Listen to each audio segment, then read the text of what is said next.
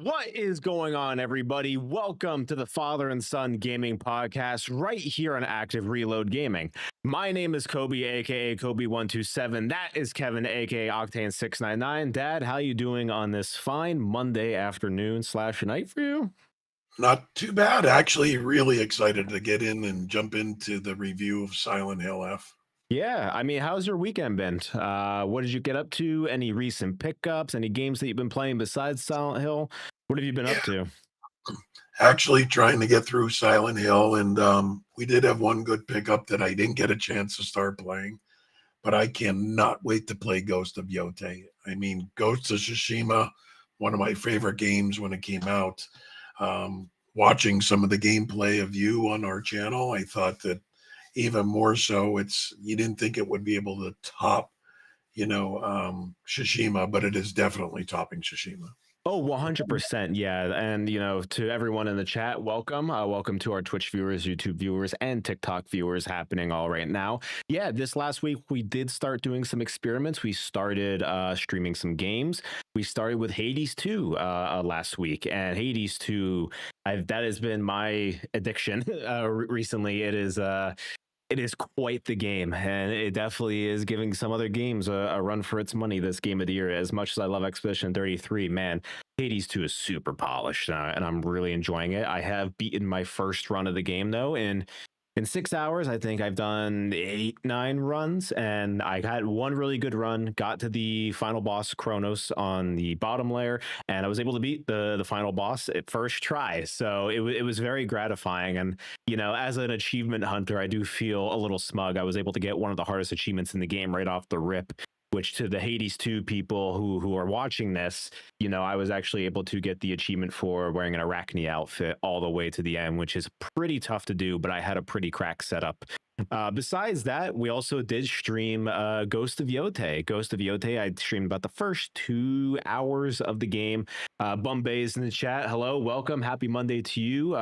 What's up, Nate Edwards? Hope you are having a great Monday. Yeah, so started Ghost of Yotei, and I think my reaction says it all. That game's graphical fidelity is absolutely insane. I was so blown away by what that game was able to show, and I'm playing that on the PS5 Pro for reference, and oh my god, it's so gorgeous. And we did release a few clips from that stream, and just some of the gimmicks with the DualSense controller and the way that the combat flows, all the different filters that they have.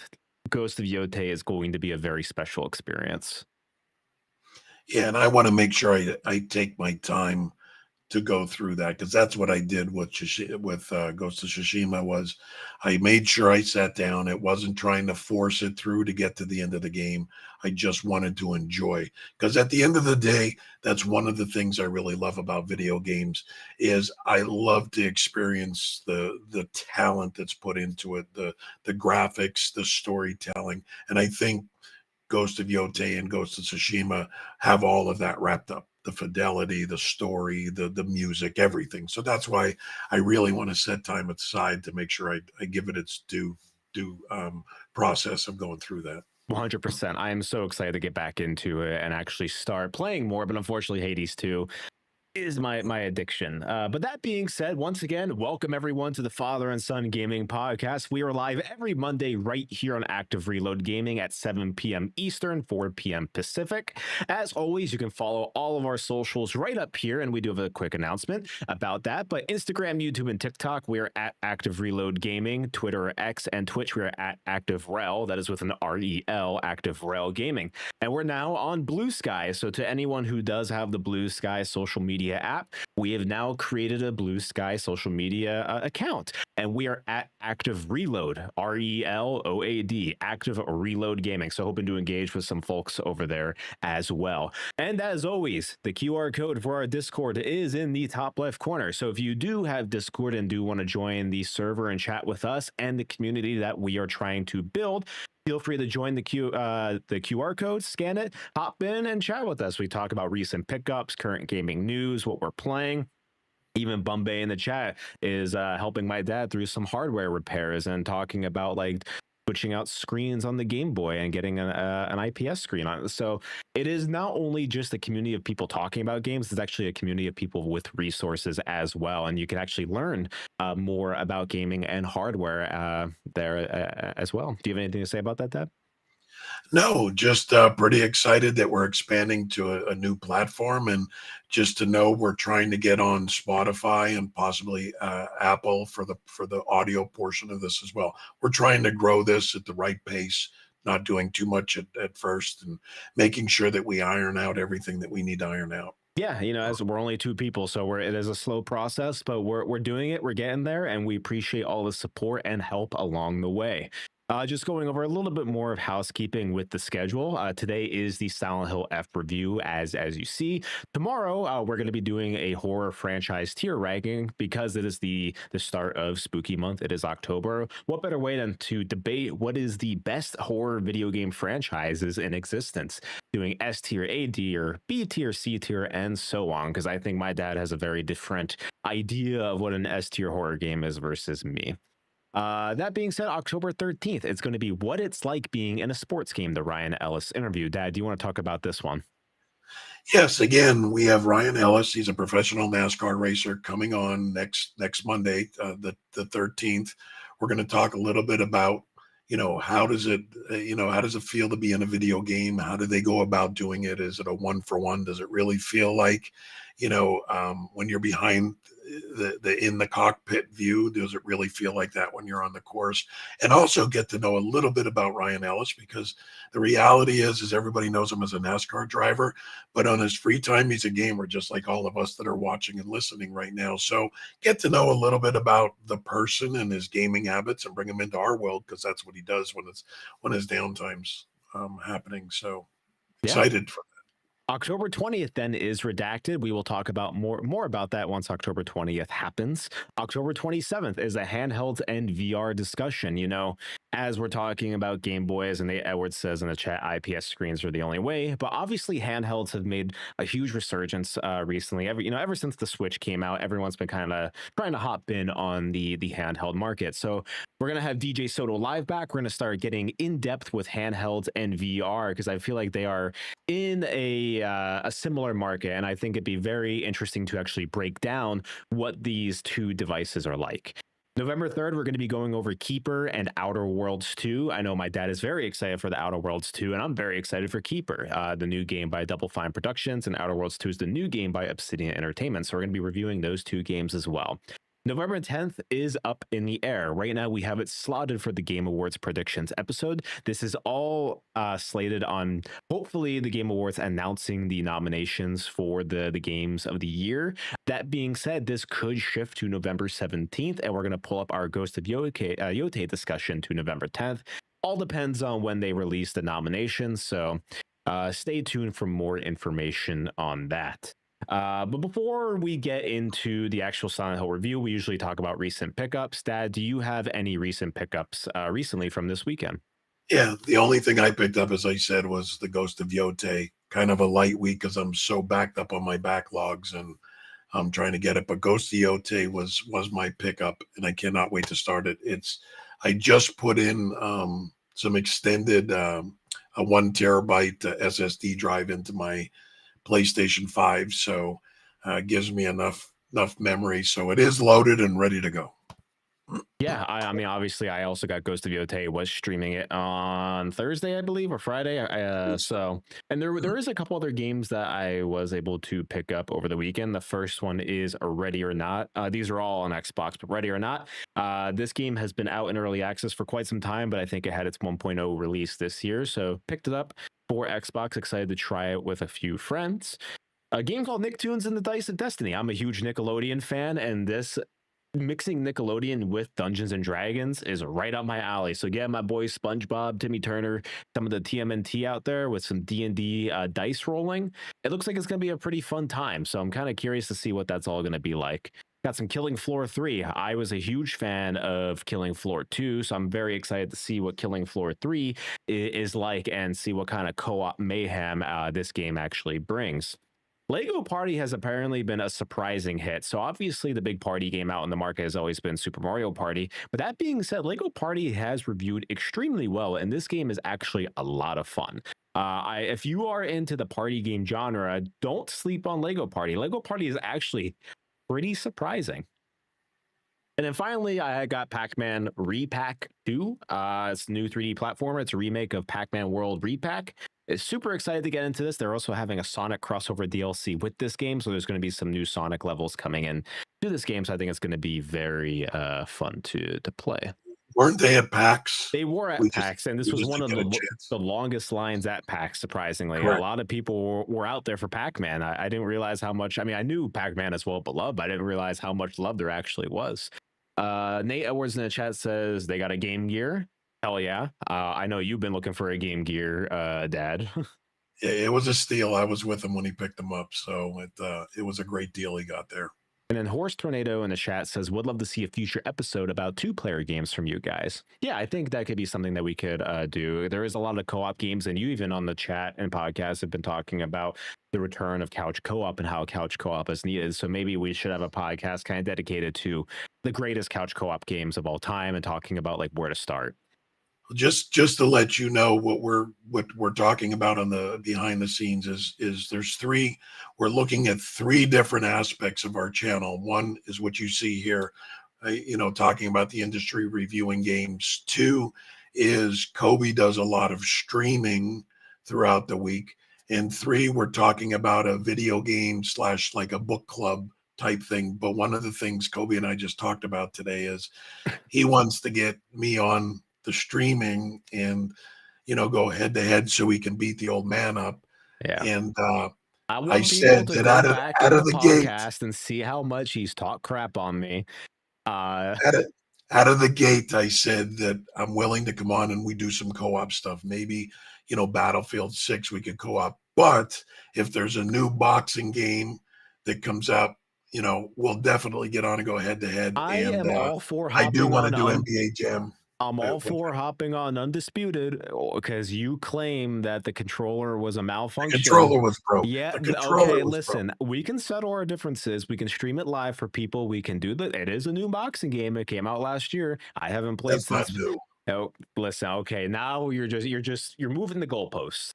That's what's happening. You're moving the goalposts because you're scared. You're afraid. NBA Bounce just came out. That's a new NBA Jam like game, and we both These have people NBA don't want to Bounce. see you beating up on an elderly person. Nobody wants to see that. Listen, So we will play together. I think you're all talk, and you have been because you on this podcast. Even when I was streaming Hades, you were heckling me all the time. So Okay. I'm going to put this out to the audience, and then we'll move on for this. Tell me if this is beating me. We were playing NBA Jam in my basement. Okay. I scored the last one. I stood up. I put the controller down, and I'm jawing at him, saying, "I beat you. I beat you." He's leaning past me because the game didn't end. He's leaning past me, scoring to beat me. Is that really beating me? Don't you feel that he should have hit pause and said, "Look, sit down, shut up. The game's not over." Should have paid attention. But he didn't, and that's the only time he beat me in NBA Jam. So should have paid attention. We'll leave it up to the audience. To me, that's cheating. But this is a guys, just to pull back the curtain. This has been an ongoing debate, and it's like going out on 12 years ago. I'm not going to let him beat me. I was like 13 years old when this happened. This has been a grudge of his. It was last week. Yeah. Okay. Yeah. It was 12 years ago, for context, and he hasn't let it go for 12 years. So, and then he, before we move on, he always said, "I can beat you in any sports game. I could beat you at boxing." And then the first time we played Undisputed together, there was legitimate internet issues because we both got the achievement for winning an online match. Stop. We're playing online. He's out in Seattle. I'm in PA. This was like 4 years ago, man. I beat him, and he says, "Oh, it was my internet." But we're out at PAX, and he beats me, and the controller was broke. But no, it was not. It was not broke. Was broke. Sure. So to answer your question, we will at some point get on and play some co-op together, and we will 100% play against each other. Oh, man. But Bombay in the chat says, "I think I've seen a little bit of disappointment on that Pac-Man game on Switch 2 with the lack of spine art." That's interesting. I thought all Switch 2 had spine art, but I guess that one doesn't. Force Tornado says we should play rounds head to head. And then Nate Edwards says, "Y'all got to do a retro game play, Street Fighter 2, MK, or I love to see NBA Jam for sure." I mean, you're just going to see me dunk on him, so. I doubt that.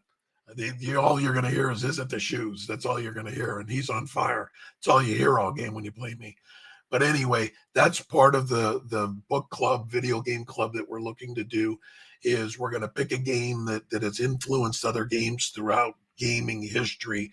We'll talk about how you can play it, whether it be emulating it, give you ideas that it doesn't cost you money.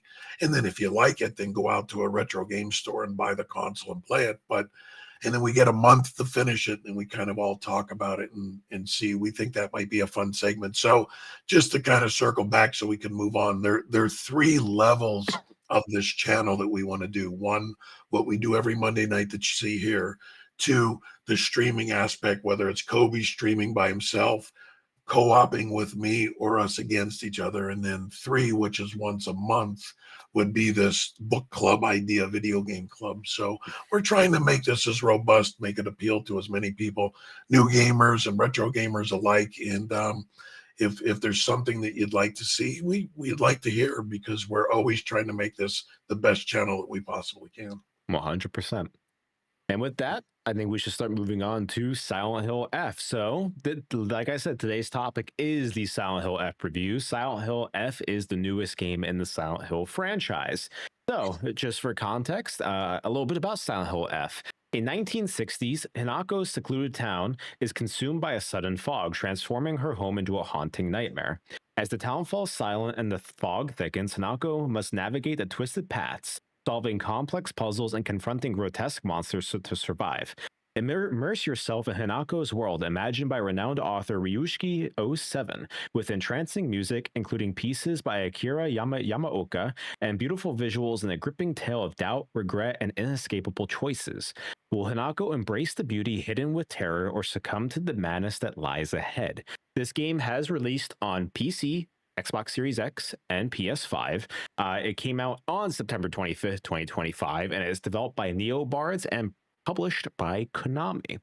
So you and I have been playing Silent Hill F behind the scenes for a couple weeks now. I have finished the game. I've also started a New Game Plus run, which we're going to get into the benefits of New Game Plus, because we talked about New Game Plus in the Chronos, the New Dawn review a little while ago. But Silent Hill F does something a little bit interesting with the New Game Plus. But Dad, for you, give me your elevator pitch verdict. Should people buy this game? Should they wait for this game? Should they skip it? And then give me your rating 1 to 10. 1, I think the overall and I know it's going to sound a little cliche-ish, but I felt very much it was like a murder mystery book. That's the way I felt that it was unfolding and playing. I really did like it. When you overall look at it, how it fits into the Silent Hill franchise, you got to understand, for me, I like when franchises take chances. And I think this was a big swing and a big hit. If you're hardcore Silent Hill and you can't get off of them trying something new, I don't think it's for you. But if you're open-minded and want to see it, I think it's worth buying. I really, really enjoyed this new take on the Silent Hill. And personally, I'd give it 7.5 to an 8 out of 10. Okay, interesting. For me, yeah. So Silent Hill F is a game that I have a lot of thoughts about. That lady said, "I just got here. Repeat everything." Yeah. Welcome to the podcast, lady. So yeah, Silent Hill F, to me, as the description said, is a game about guilt. It's a game about abuse. And before we even get more into this podcast, I do want to give a warning, a content warning. This game does have a lot of substance abuse. It has a lot of self-inflicted harm. There is a lot of mature themes to this game. There's a lot of discrimination in this game, as it's set in 1960s Japan. So be warned as we kind of go through and talk a little bit more about this game. But yeah, I think what Silent Hill F does the best is its atmosphere and guiding you along this harrowing journey of Hanako.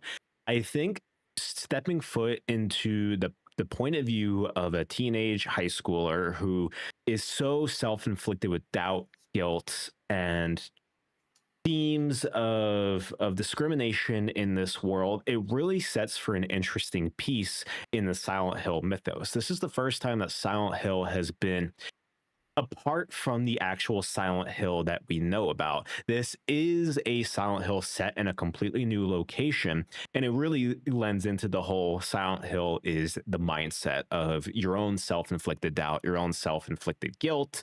What does Silent Hill mean for the person itself? And Silent Hill F really leans in on a lot of these heavy topics with a lot of respect and a lot of grandiose set pieces and a lot of violence.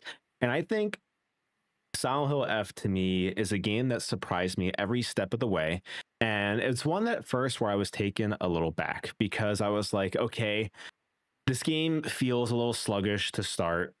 Am I really enjoying this? Am I just going through point A for point B? What is the point of all this? And as the plot unfolded, as I got further into this harrowing nightmare, the more engrossed I became with this game. And we're going to get more into it, but Silent Hill F to me is a new modern masterpiece in horror with a lot of flaws.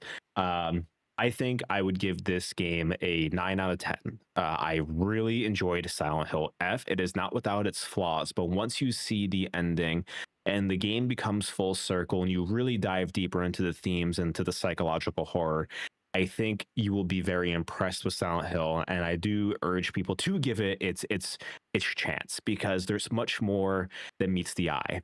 And I want to go into another question, which is because I think from a trailer standpoint, Silent Hill F is a little bit misleading. So for you and your expectations from the trailers and first impressions from people, what surprised you the most about this game, Dad?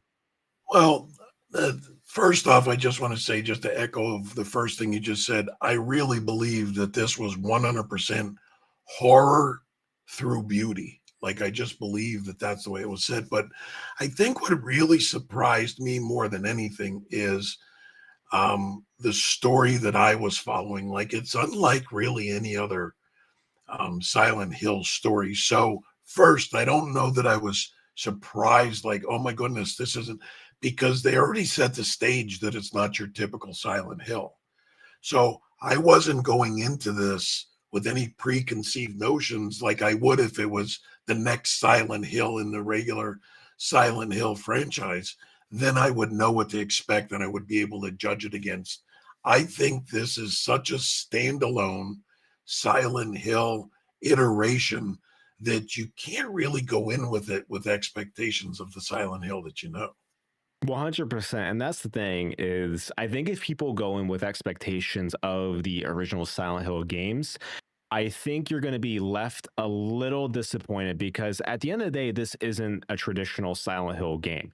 This is much more of a survival action horror game.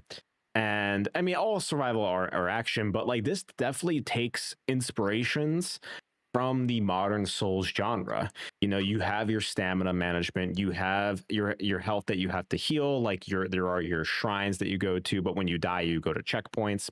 But the combat is very reminiscent, but the combat is also slow and sluggish. And I think that's the thing that really surprised me with this game is the slow and sluggish combat, but it fits so thematically well with the character because you are a teenage high schooler. I don't expect her to be John Wick running through these corridors and beating the crap out of everything. Like, I think that is what shocked me the most. And I also am shocked with how dark the story got. I knew going in that the story was going to be dark, but as you barrel towards the halfway point and start getting to the actual meat and potatoes of what this game is, my mind was kind of blown with how shocking and graphic this game can get. Like, you know, I think there is a scene in the middle of this game that, without spoilers, but to people who played Quake 4 back in the day on the 360 PS3 PC, there is a scene in this game that reminded me so much of the strogification process where you are absolutely being mutilated in Quake 4.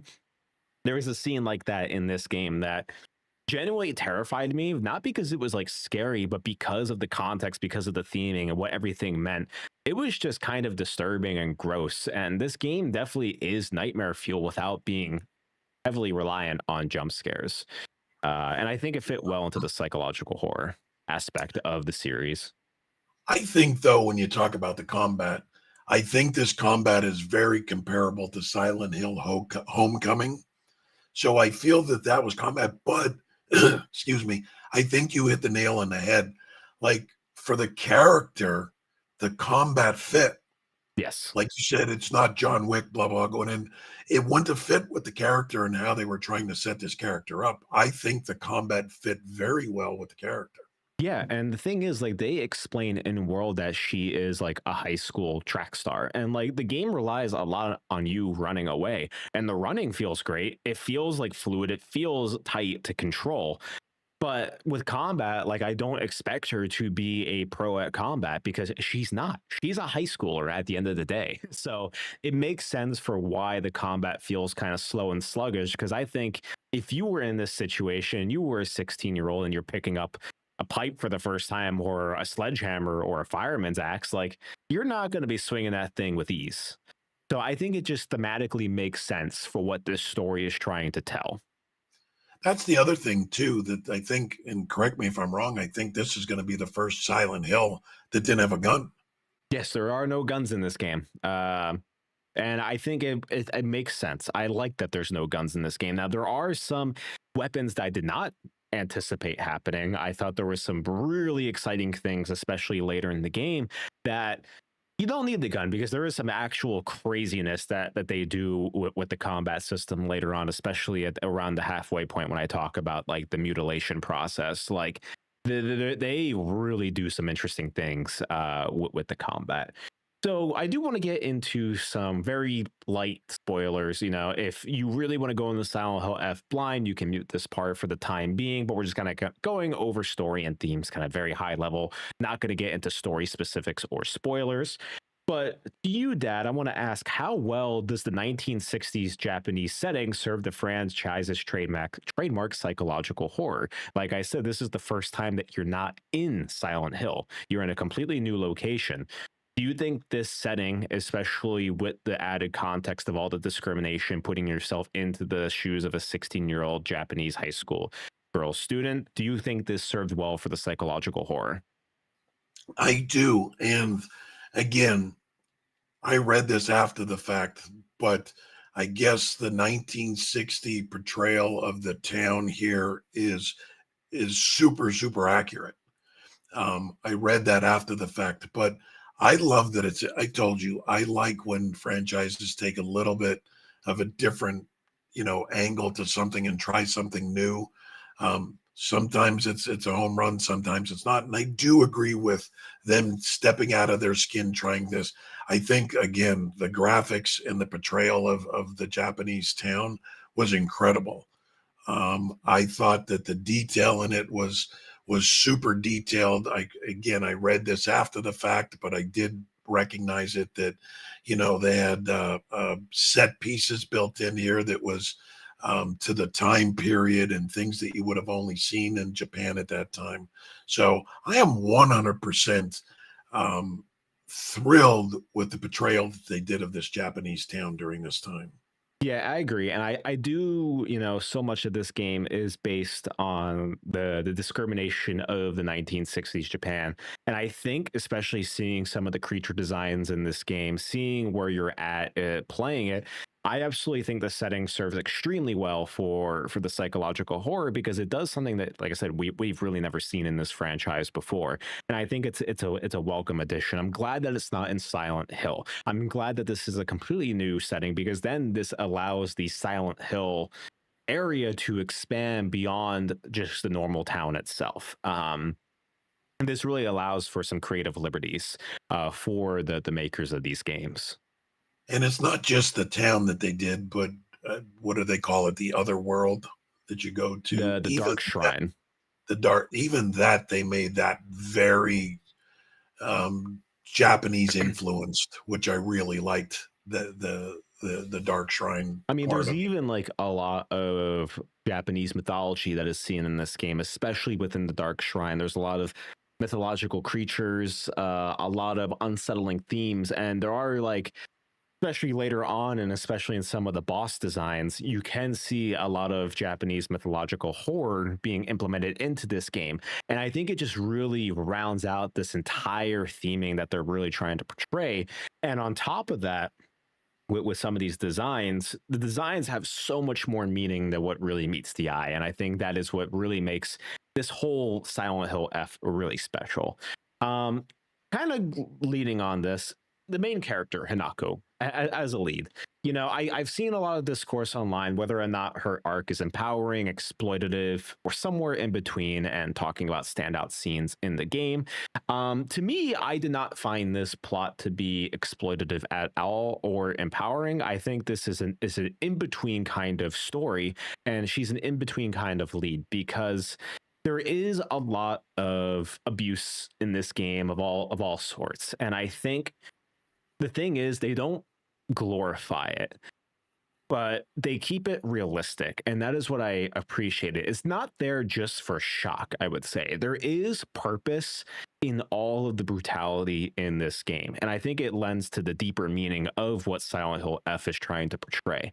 So, and I mean, that's just me. I'm not everyone. Other people might be triggered by this kind of story, and that is completely acceptable.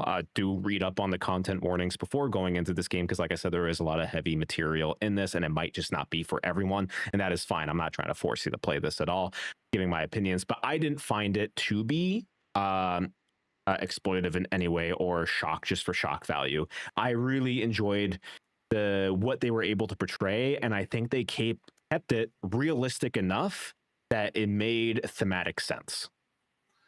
I think when it comes to the character, and again, I'm looking at a 30,000-foot view, that I felt the main character was super relatable in the sense that all she wanted to do was to feel like she belonged. And I think that's relatable in everybody's life, whether it be belonging to your family, whether it be belonging at work and school, a sports team that you were with, etc. I think that's what I got out of this is that's where the relatability came in. And I thought they did that very well. She just wanted to feel a sense of belonging. Yeah. And I don't think that it was exploitive in any way, shape, or form. And I want to kind of talk and lean on something that you talked about earlier, which is the terror and beauty. That is the dichotomy that this game really tries to pose, which is finding the beauty in the terror of this situation. Do you think the narrative truly captured that? Or do you think it just leans too hard on some of the shock in this game? No, I think it was a perfect balance. Again, you'll see when we talk about my definition of what horror is and everything else. To me, and this is just kind of an insight of how I look at horror games. The horror aspect gets a rating, and then the game gets a rating, not the horror game gets a rating. So I I want think to I the want to hone in on that more. So let's talk about this because I think for you, you have a very different interpretation of what horror is and what are you looking for in horror? what I look for in horror, and again, I don't want this to define my whole statement here, but what I see in horror is a lot of jump scare, a lot of on the edge of your seat. I know this is psychological horror, which I think is another, genre of the horror. And I'm looking for that, like make my hair stand up, like I'm afraid when I'm done it at 2 o'clock in the morning and I'm putting my controller down and I'm shutting the lights off. I'm running upstairs to get up the stairs as I'm shutting the lights off. That to me is what I want to experience out of a horror game. Like so when I look at a psychological horror like this is, like I could play this and not there's no jump scares in it, maybe one or two, but it's just because you're lulled to sleep. But I think this it's a psychological horror that has beauty in it here. And I think that's where I play that. And then I rate the game. So when we're going to talk about horror games and horror franchises, I always have to break it down the horror rating and the game rating. So what's your so because for me, as I have grown up with horror, my mom got me into horror at a young age. I have grown up, and I think when I was younger, I really sought after the jump scares. Like even going to haunted houses, I'm like, I need those jump Right. scares. Like I need to be really, really scared.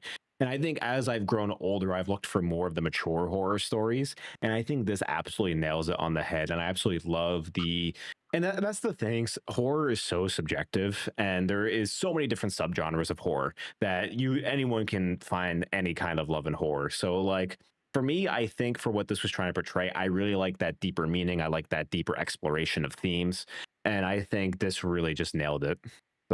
So So to summarize your statement, there's you're getting more cerebral where you need the non-jump scare, and I'm getting more childlike where I'm going from the cerebral to the jump scare. So we're running on opposite paths. So Hey, you need the cerebral horror, and I need the jump scare horror. So your words, not mine.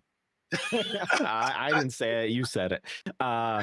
But I do appreciate, and there was a couple jump scares in this game that really got me, and I do appreciate jump scare horror every now and then if it's done right. I hate cheap horror. Like, we'll talk about more tomorrow in our horror tier listing, but I think like a good jump scaring horror game is Outlast. I think they do jump scares right. yes. But yeah, that's cool. So if you've played prior entries of Silent Hill before, I know you were talking about Silent Hill 2 remake, you talked about Homecoming earlier. Where does Silent Hill F sit on the personal trauma made literal spectrum for you? See, that's such a tough one because again, when I take a look at Silent Hill F, it's kind of hard for me to crowbar it or fit it into pieces of Silent Hill because I think it's just conceptually Silent Hill. So let's break it down. At the base and foundation of this game, it's Silent Hill. But when you look at the structure of it, it's not Silent Hill.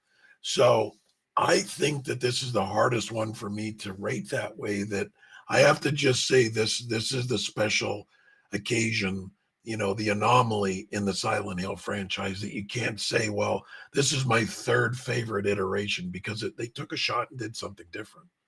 Yeah, I mean, I think with the question that stands out, I think this one leans more like, I think if we're going to look at Silent Hill as a spectrum in terms of the personal trauma made literal, this sits more into the Silent Hill 2 realm, where it is a game where is relies so much heavily on a person's guilt and the inner workings of their mind. Silent Hill 2 really, I think, is the far end, and I think F is kind of right before that.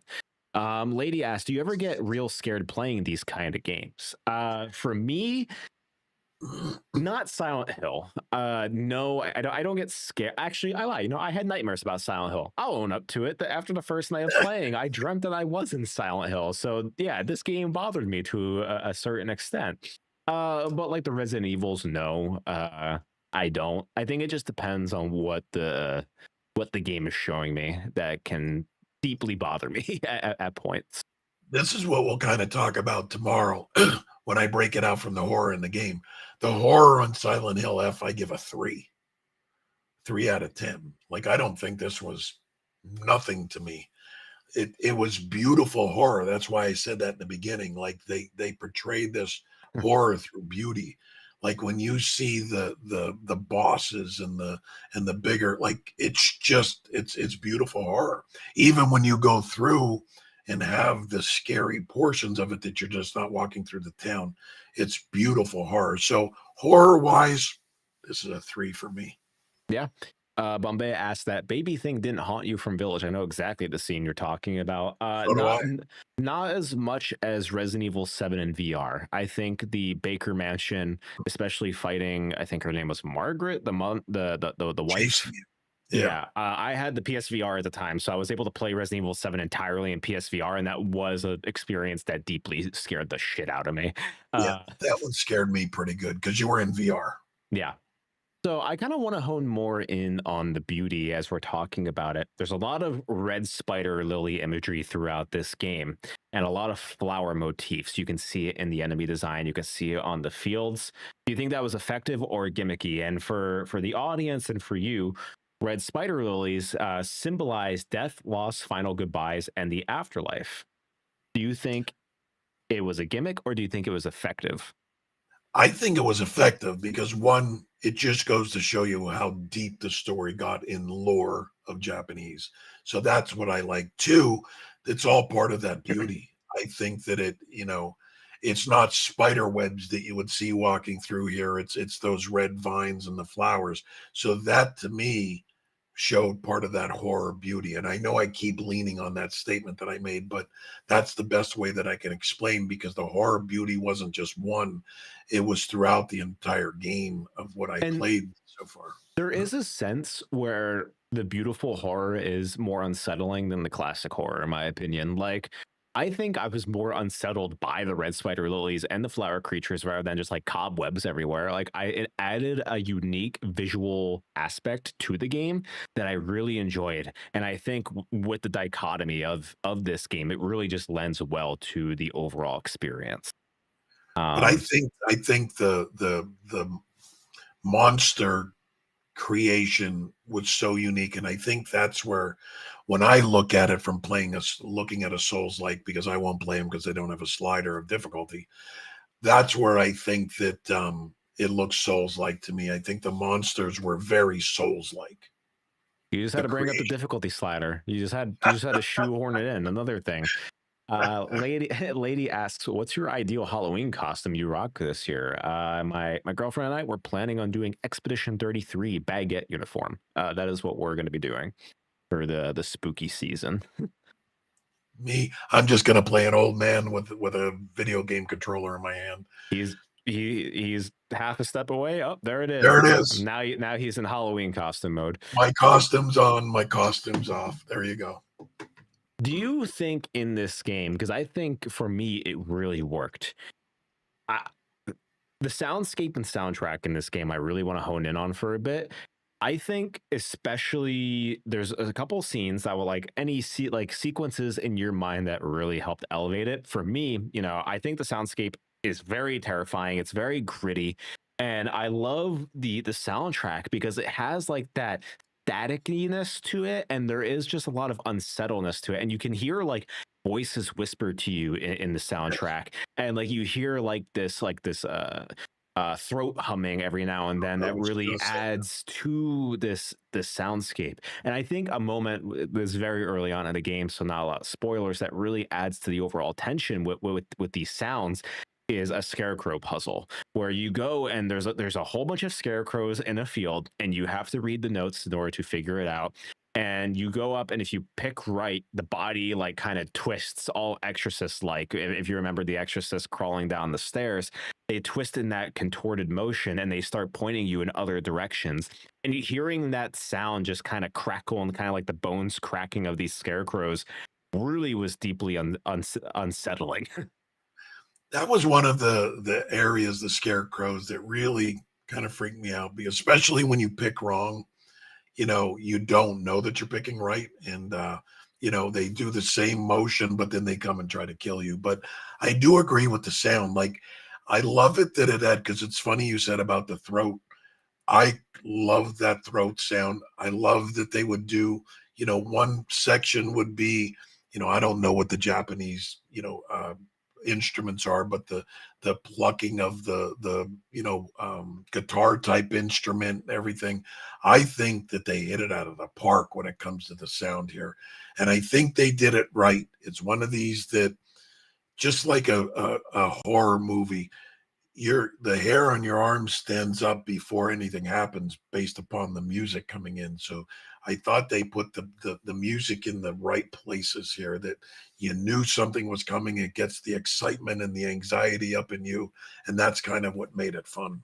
Yeah, I agree. And we've talked a lot about narrative. We talked a lot about atmosphere, soundscapes, imagery. But let's actually get to what the core of this game is. Let's talk about gameplay, because gameplay has been kind of controversial for many different people. So obviously, the big talking point, the melee leaning focused combat in this game.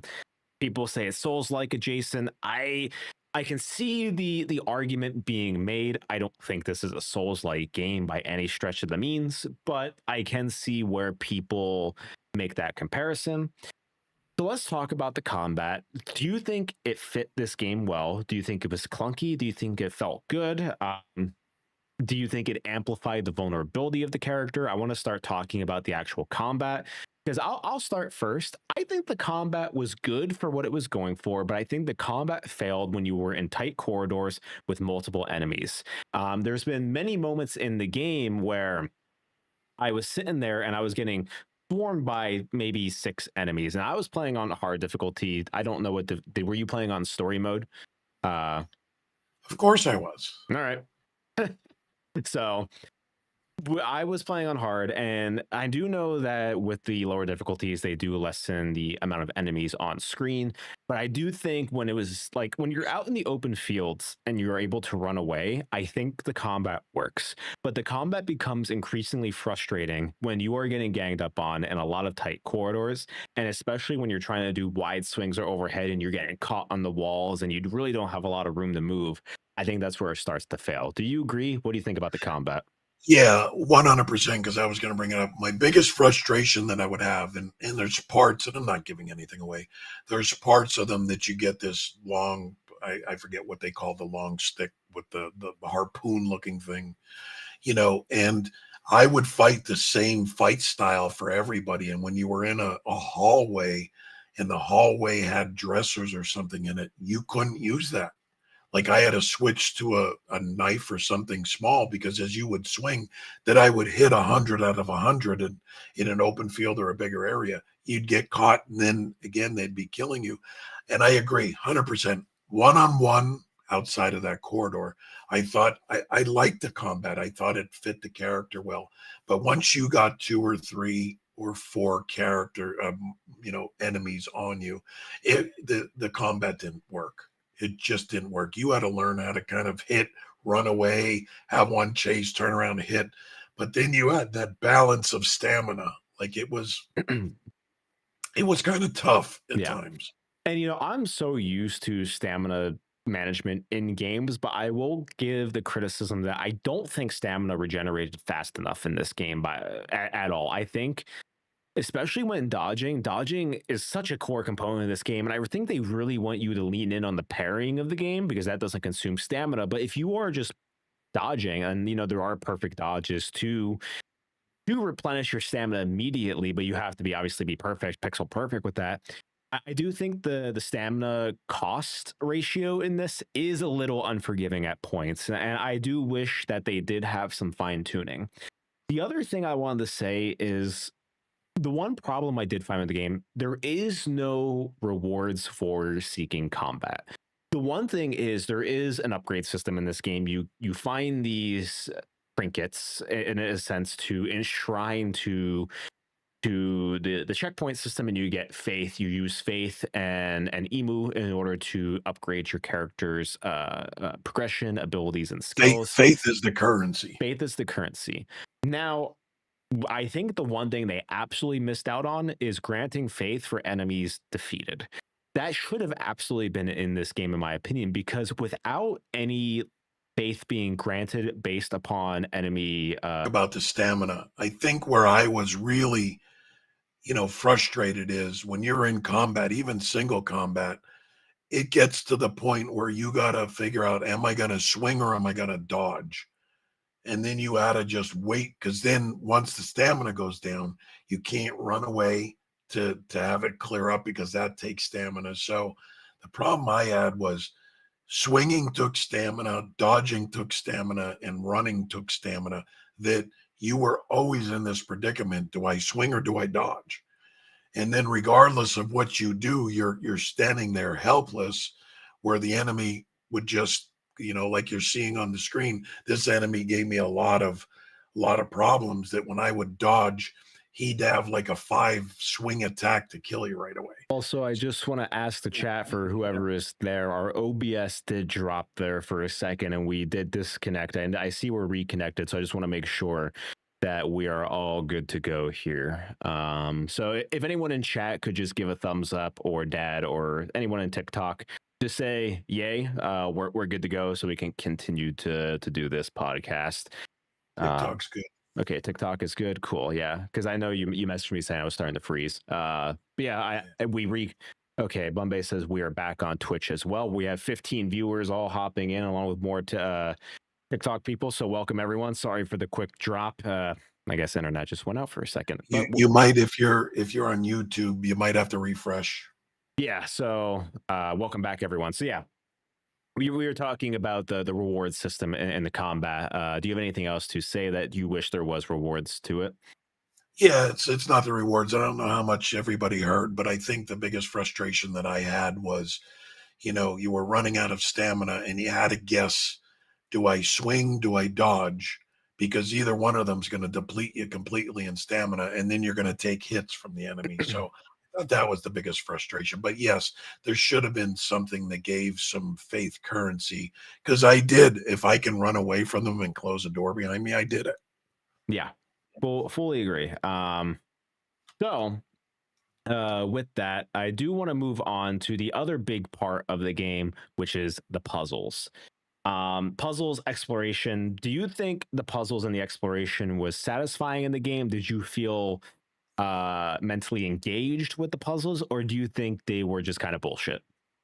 I thought the puzzles were very well balanced. And what I mean by that, I'll go a little bit deeper. When I looked at the puzzles, there was some of them that I'm like, bang, they were so easy, click them through. But there was some of them that gave me time that I had to think. And maybe two of them I had to go to the internet, which I'm fine with. I don't want every one of the puzzles to be so easy that they become, oh, it's just filler for the game. But I don't want them to be so hard that it frustrates me that I'm like, I'm out of this game, man. These every 2 minutes there's a puzzle and I can't figure it out, and I don't want to constantly go. I want to play the game and get some flow going. So, in my opinion, I thought it was very well balanced when it came to the puzzles here.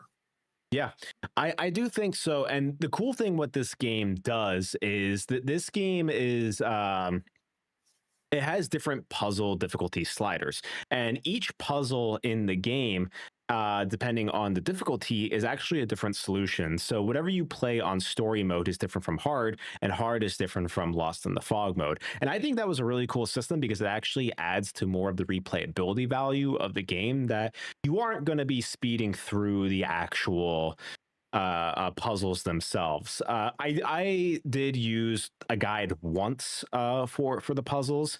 I did think they were mentally engaging. I do think some of them.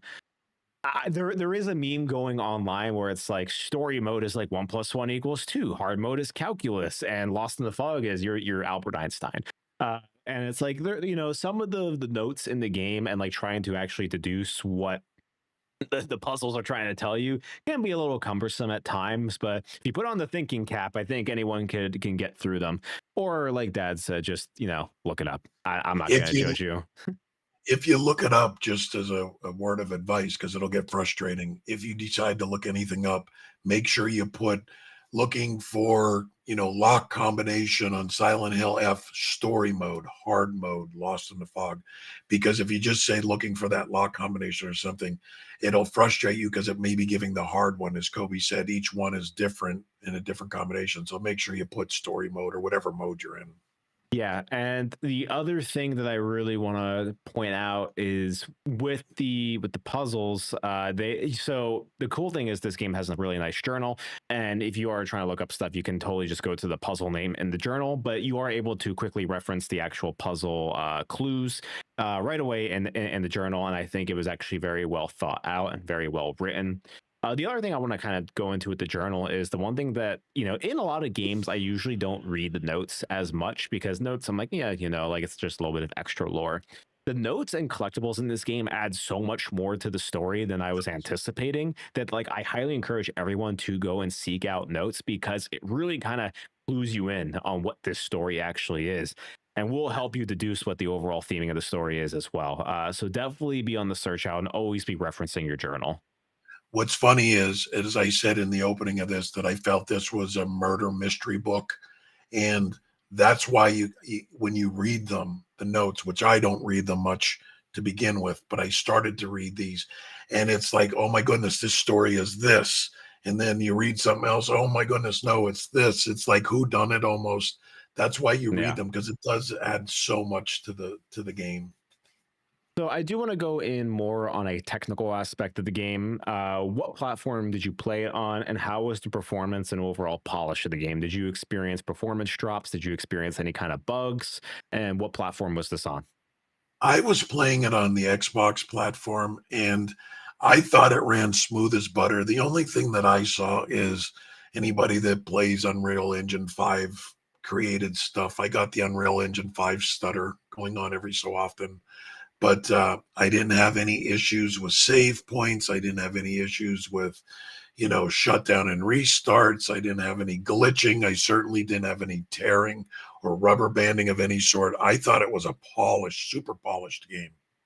Yeah, so I played it on Xbox and PC. Most of my playthrough was on Xbox. I didn't encounter any stuttering throughout the game. It ran at a solid 60 frames throughout the entire game.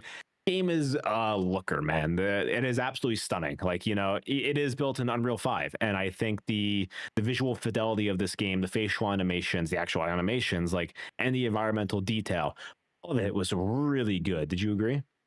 Yes. Did you play it on performance?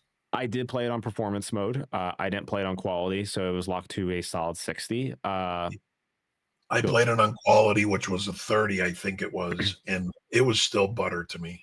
I also played the game entirely in Japanese with English subtitles. Did you play in Japanese or English? For those of you that don't know, I'm dyslexic. The last thing I need to do is read a subtitle while a boss is kicking my butt. Like, I just can't do that. It just can't That's just happen. a skill issue. Either Yeah. way, so yeah, I thought the actual Japanese voice actors and performance was really well done. I think it helped me get more immersed into the overall world. So I enjoyed playing it through the Japanese voice experience. But on PC, so I was playing it on an ultra wide monitor, and I hit a lot of PC performance issues. I did use DLSS and stuff, and that did kind of help the game out. But for a while in ultra wide mode, I was getting horrible lighting artifacts where in cutscenes, the games would start to have like this green light just start reflecting off of everything, and it would like blind you, and like the reflections in the game weren't being calculated correctly, and it was just causing horrible artifacting. So I did run into that, but overall, the PC platform performance was pretty decent. There is always controversy whether or not you should rely on DLSS for games, but once I did put on DLSS for the anti-aliasing solution, the game ran super buttery smooth. I had no graphical glitches. I had a good time with it. Now, I did read where, and again, I didn't play it on my PS5, so I don't know. I did hear where the PlayStation 5 Pro was not looking as good as the other two PS5s because something with the ray tracing that the PS5 Pro couldn't do as well, and it was jamming it up with the fidelity of the game. Yeah, I mean, I didn't get a chance to check out the PS5 version, so unfortunately, I have no context to that whatsoever. But that being said, I think patches have been rolling out. The game is in more of a stable spot, and I think if people decide to pick it up, they will be pretty happy with the game. So yeah, as we're kind of nearing the end of our review of Silent Hill F, there's just a couple things I do want to touch in on, which is I know you're not a fan of backtracking at all in video games. Did the backtracking work for you here? Yes, it didn't feel like backtracking to me. Like, I do know that, you'd be in one area of the map and you would have to run through the area you just came to get the other side. That doesn't bother me. It's when you run through and collect everything on your way, and then you have to go back, and now everything's different. You have to go through and look through it all again. That's the part that I don't like. But the thing I would like that we didn't touch upon, that I thought resource management was very well done here. Okay. I really felt like I didn't feel that resources were in abundance and scattered out everywhere, but I felt like you had to really pay attention to, what do I want to keep? Do I want to keep this because you didn't have unlimited space? And I really enjoyed that. Like, I really got into, for the one of the few times that I was reading what every resource did. And I'm like, well, with my play style, I need this to replenish my sanity more than I need it to replenish my health this time. And in doing it that way. So I thought the resource management was very well done in this game. Yeah, I agree. Especially when you get more inventory slot upgrades, it Correct. becomes kind of a breeze.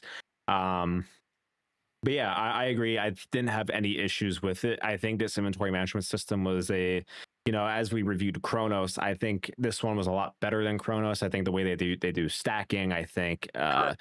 the way you actually have two loadouts essentially that you can set 4 and 4 of different items. I really like that aspect where I can quickly switch between the two and kind of have strategic thinking of like, okay, this side is for health, this side is for sanity and stamina. I do enjoy the loadout system. Let Yeah. me let me ask you a question about it.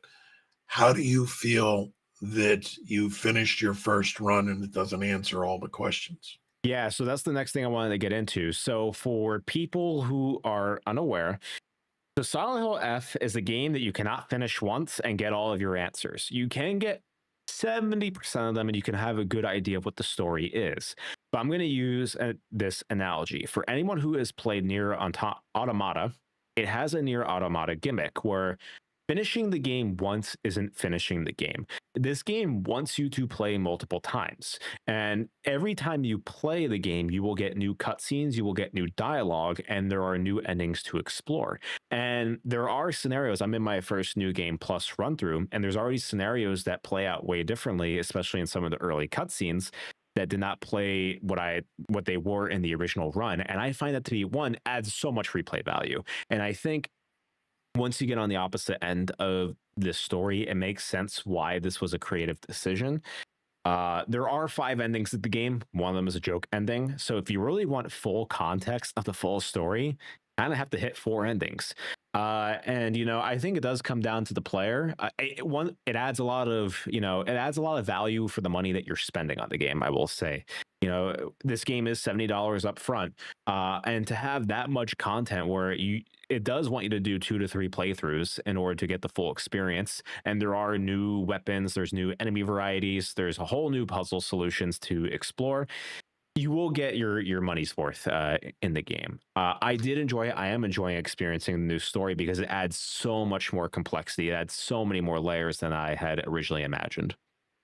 Well, when it comes to me with limited time and my backlog being so big, I'll play through, get the one ending, and then I'll go to YouTube and watch the other 4 endings. I'll be fine with it. Exactly, yeah, and that's the thing is YouTube is the thing. You can go watch the other endings if you don't have the time or want to invest. But I will say Silent Hill F is a short game. My play time to do the first playthrough was around 8 to 9 hours. So, and that was with watching every cutscene. The great thing about New Game Plus is if the cutscene hasn't changed, it will tell you saying you can skip this. You're not going to miss anything. But if the cutscene has changed and there are differences, it says, "Are you sure you want to skip this cutscene?" There is new pieces of context and information, so you can lessen your time by skipping stuff that has not changed whatsoever. So I did appreciate the developers putting that into the actual title. Um, so yeah. The creative risk with Silent Hill F, do you hope that the developers continue to take these kind of creative risks? I do, because again, I said it from the very beginning. I think this is a swing and a win, but I do hope that they go back to the old Silent Hill. That's what's making Silent Hill Silent Hill. But I'm all fine. It's like, to me, I liken this to Fallout taking a swing and doing a Fallout Vegas type thing, letting, do, even though it's the same, it's different. I'm all for that. 100% for that. Yeah. And I want to ask you, if someone has never touched the Silent Hill franchise, do you think F is a good entry point? Why or why not? I think it's an excellent entry point because, as I said before, at the foundation of the game, it's Silent Hill. So you get to experience the foundation of Silent Hill. But I just think the story is outstanding. I think the gameplay is fluid enough for somebody to jump in. I think not having the expectation, and then if they like this, going back and you got a whole backlog of Silent Hill to play. Yeah. So, yeah, I think it's great because you're not jumping in having to worry about, well, what's the backstory? Did I miss something? Is this character important? Was this character in old, Silent Hill games? So, again, I think it's outstanding just from that premise to jump in because there's really nothing that is backlured from all the Silent Hill games other than the foundation of Silent Hill. Yeah. Cherry Tomato Boy says, "Hello, Active Row gamers. What is good?" Um, So yeah, I think Silent Hill F or Silent Hill 2 Remake is a good entry point because with Silent Hill 2, it is a standalone story. You do not need to play one and you don't need to play the other ones. Like Silent Hill 2 is a standalone, but it gives you that traditional Silent Hill experience. So I think if you were really to look in and hone in on, okay, what if I'm going to start a Silent Hill game, which one am I going to play first? I think F or 2 Remake is your true starts. Now, Bloober Team is remaking Silent Hill 1, might be coming out next year or the following. So then you can actually start to explore more of the games as Konami is kind of going through the franchise, reinventing it. But I think 2 or F is a strong starting point for you. And they both come with some very heavy theming and very heavy topics. And you get to see, at least with Silent Hill 2 Remake, you get to see one of the most iconic enemies in horror ever, which is Pyramid Head. I think the Sure. one thing with Silent Hill F is I don't know if many people are going to think of an enemy design that is going to be, an icon in horror for time to come. But I think people are going to remember this story for what it was trying to tell and for how unique it was. I think that's going to be the differentiating factors between 2 and F. Sure. And again, I haven't played every, entry in the Silent Hill. I played the majority of them, but Silent Hill 2 is probably my favorite out of all of them. And I think Silent Hill F is definitely up there. And I couldn't agree more. If you're going to start with the franchise, start with either Silent Hill 2, which I'm halfway through the remake again, and or Silent Hill F. I think they're easy entries that you don't have to know anything about the Silent Hill world to feel like you're going to enjoy it and not miss anything. Yeah. The other thing I want to go over is I'm curious, do you agree with the early reviews of this game? So, for reference, Silent Hill F is currently sitting at an 86 on Metacritic, and it's the fastest selling entry in the franchise. Do you agree with the general reviewer? Uh, I'm just drawing a blank on a word, but do you agree Yeah. with the sentiment that reviewers? Well, here's the thing, and I say this. One, I can't stand Metacritic. I think I don't understand Metacritic, and just to give context, Kobe, myself, and his mother just had these conversations like about movies and Rotten Tomato. And when a Metacritic says that it's great, I usually hate it. If a Metacritic says it's garbage, I usually love it. So I don't go by Metacritic. If I had a, but this is one of the times I would have given this an 88, 89. So I think they were spot on. But I don't want to make it sound like I'm a Metacritic follower and I agree with what they do, because 99% of the time I don't. Once again, But I Metacritic is do. just an aggregate of all the scores. As eh, they're not assigning a number. The number they assign is just based off all the reviews of actual professional outlets. Same thing eh, with Rotten Tomatoes.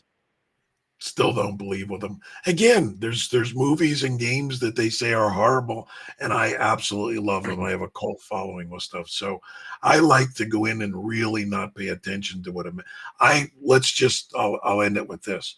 There would never in a million years I would see a Metacritic score and say, I'm not going to play it because they gave it a low score. Or I'm not going to play it because or I'm going to play it because they gave it a high score. Never would that ever come out of my mouth. I'm going to play it because it looks intriguing to me, or I watched some gameplay on Twitch or YouTube, and I thought, wow, that's my type of game.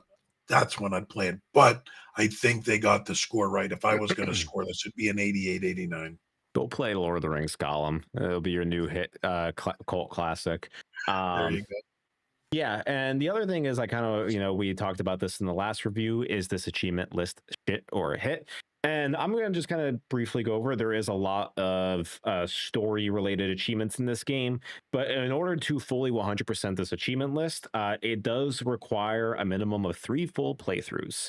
And it also requires you playing on the hardest difficulty for combat, and it also requires you to play each puzzle difficulty setting, because while combat achievements stack for beating the game, puzzle achievements don't stack because it's a completely different puzzle solution. You're doing completely different puzzles, so they want you to do it at least 3 times. There are no glitch trophies. There's 36 missable achievements in the game. Everything else is story related. What do you think about that? Yeah, again, and I think we talked about this on the last shit or a hit. It's I don't think that for me to 100% the achievement list that I have to play through your game multiple times. I get it that if it's hard difficulty, medium or easy or whatever, the naming convention is, I get that and I accept that. That's the way it's been since, games came out with the achievements. But I don't think having to make separate run throughs should be good. So I think it's shit. I think this one's actually a hit because Of course you would. well, yeah, I'm going to disagree with you because they actually give full incentive for going through New Game Plus because it is new story content. Like, it's not just playing the same game, you are experiencing new content that adds to the overall story and it incentivizes me to go through and play this game. Now, for example, with Chronos, if I'm just playing the exact point A to point B, but I just get a new ending unlocked in New Game Plus, yeah, I don't like that as much. But being that I'm literally having different cutscenes, different dialogue, new additions to the story, I'm invigorated to go through the multiple playthroughs and see what it is. And actually having achievements tied to the new story content, I'm okay with it. So I think this one's a hit. Right. So as we start to close out, do you have any closing thoughts about Silent Hill F? Yes, I would not hesitate to put this on your list to play. Again, whether you're a Silent Hill fan or not, I would 100% put this like on my backlog. If you didn't get it or didn't play it, or you're waiting for, it to go on sale, whatever it may be, this should be a 2026 play. 2025. 2025 play. You're putting us a year ahead. I'm not ready for GTA 6, man. Senility, man. This is the oldness in me. You can't rely everything on age, man. Yeah. Yeah. You're ready to put me in a home because I said 2026 versus 2025. Time to go. Yeah, I think Silent Hill F is a beautiful game. I think through and through, while it can be frustrating to play at times, I think the narrative theming, what the game is portraying, what it's trying to tell you, I think makes up for all the frustrations that you may have in the end. Yeah, that being said, like I said, I stick with my 9 out of 10 for Silent Hill F. I think it is a great, amazing horror game. And I think it sits well in the Silent Hill franchise. Silent Hill has been dormant for quite a while. And I think this really brings it back to the forefront. And I'm excited to see what Konami does in the future with Silent Hill. Bombay says, my mind is still in 2019. Dude, my mind... After 2020, I can't believe, it's 5 years later. I still think it's 2019 or 2020. Time has flown by so fast. But yeah. Well, that was our Silent Hill F review. Let me know in the chat if you plan on picking up Silent Hill F. If you have started playing Silent Hill F, what do you think of Silent Hill F? Leave a comment about it later on if you find this video later on as well. And as always, remember, you can follow us on all of our socials on Instagram, YouTube, and TikTok. We are at Active Reload Gaming.